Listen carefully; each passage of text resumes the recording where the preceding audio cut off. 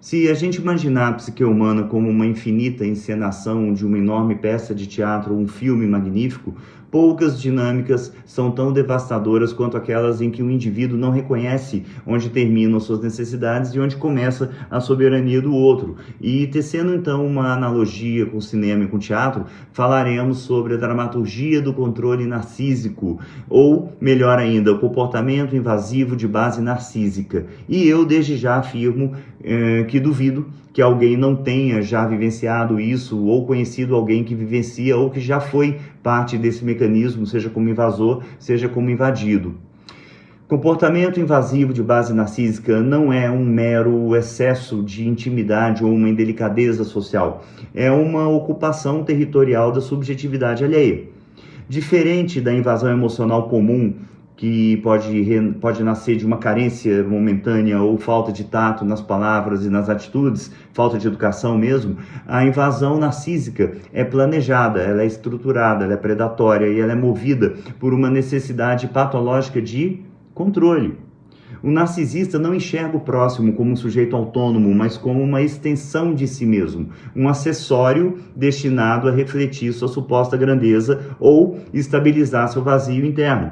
No teatro clássico, para a gente começar a analogia, essa patologia ganha aí contornos vívidos. Observemos a personagem Amanda Wingfield na peça The Grass Menagerie, A Margem da Vida, de 1944, de Tennessee Williams. Sua invasão mascara-se de zelo materno, mas é essencialmente a anulação da identidade de sua própria filha, chamada Laura. Amanda não sugere caminhos, ela coloniza o futuro da filha para redimir o seu próprio passado glorificado.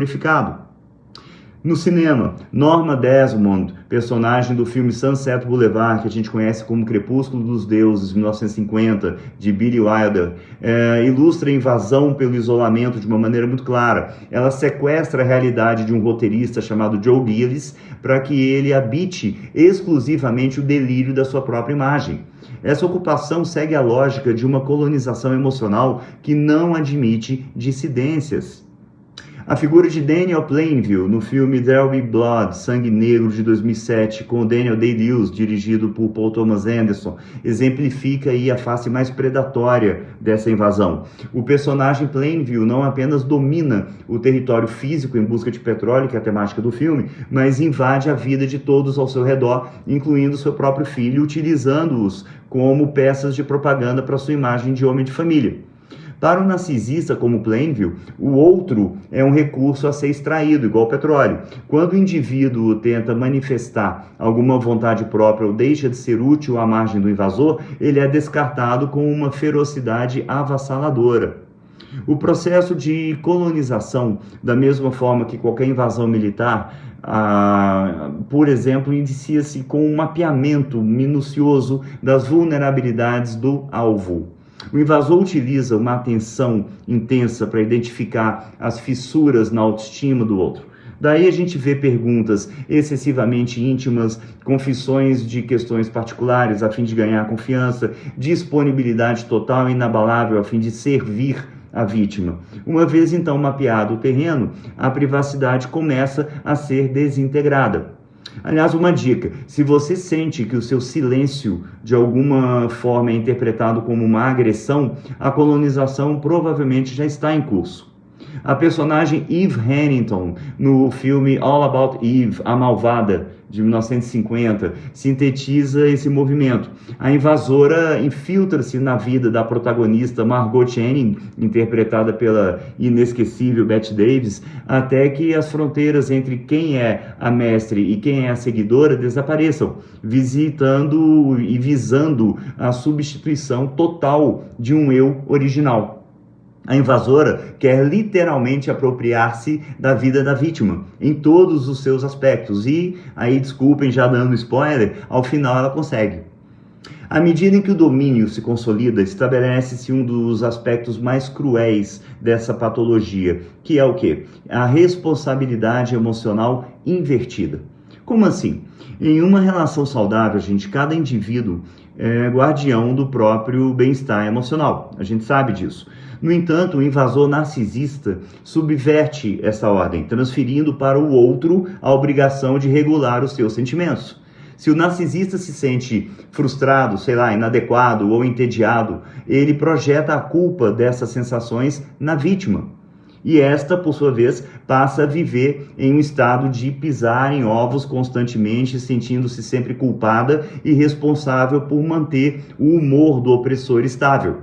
A vítima é treinada, ou melhor dizendo, sutilmente adestrada para que acredite que se ela for boa o suficiente, atenciosa o suficiente ou silenciosa o suficiente, o outro não sofrerá e, consequentemente, não a atacará. É uma prisão invisível, onde a felicidade da vítima é sacrificada para conter a instabilidade ou a agressividade do invasor.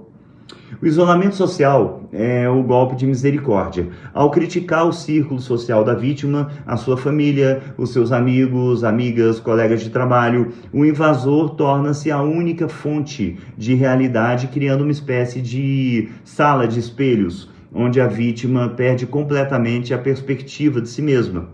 E então, a questão crucial é a seguinte: como se encerra, como se interrompe um espetáculo grotesco onde o roteiro foi escrito unicamente para subjugar? A saída não ocorre pela via diplomática, já adianto, pela via do diálogo. Nem se iludam quanto a isso, porque para o narcisista a empatia é uma língua alienígena, uma palavra que praticamente só existe em dicionário.